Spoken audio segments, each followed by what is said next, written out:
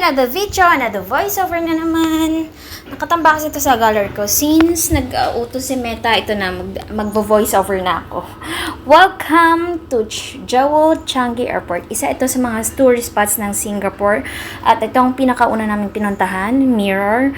Nag-enjoy naman yung mga alaga ko. Kung may mga kids kayo na pupunta dito, kailangan nyo lang talagang batayin para hindi mabangga katulad ng alaga ko.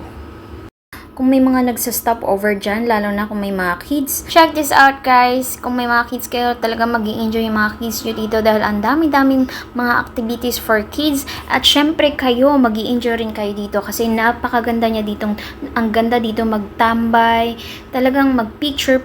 Kung mahilig kayo mag-picture. At pinaka nagagandahan ako dito kasi napaka-nature friendly ng airport na to. Kasi akala mo, airport siya, pero parang park na park talaga siya. Talagang may mga halaman, puno, bulaklak. Ang ganda sa loob. Yun lang masasabi ko. Singapore is the best.